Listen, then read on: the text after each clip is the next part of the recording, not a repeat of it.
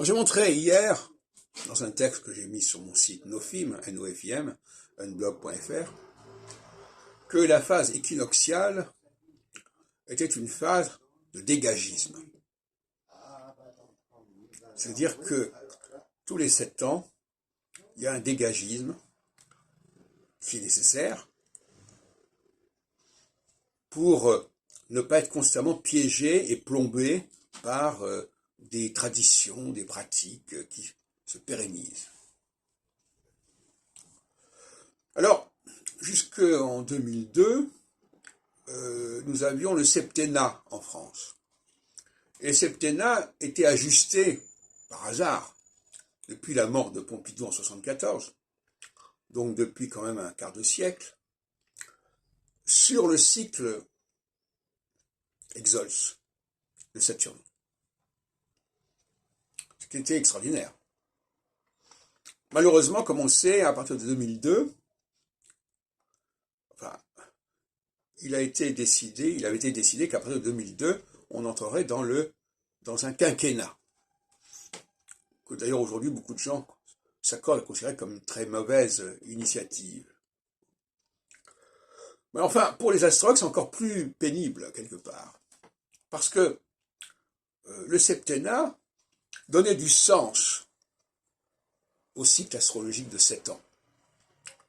Et le quinquennat est en porte-à-faux avec ce cycle. Ce qui veut dire que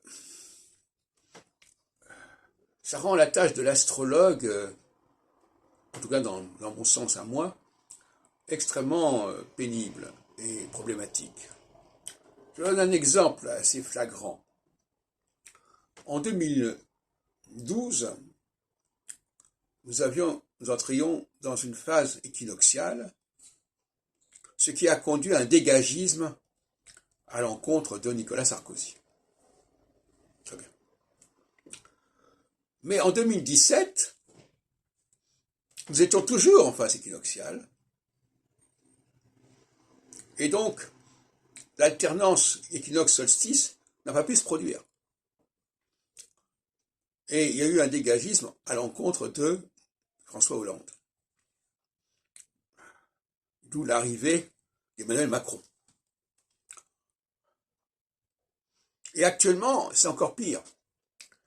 Parce que nous sommes en 2022 et nous sommes toujours en phase solsticiale. C'est-à-dire qu'au lieu qu'il y ait alternance, on est dans la même situation qu'en 2017. Enfin, ou plus exactement, la nécessité de changer de président n'est pas apparue. D'où le maintien de Macron à la présidence, qui ne s'était pas produit depuis un certain temps. Et l'inconvénient aussi, c'est que l'échéance des 7 ans est reportée à 2024-25.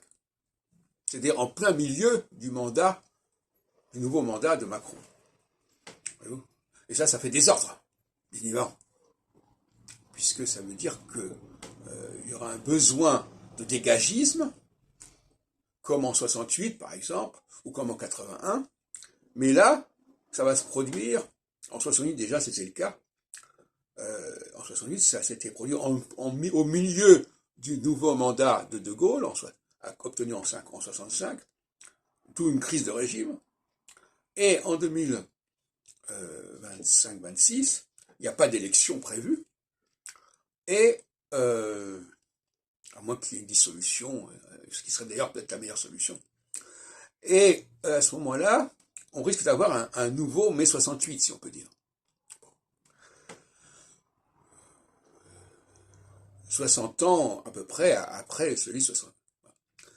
Voilà ce que je voulais vous dire.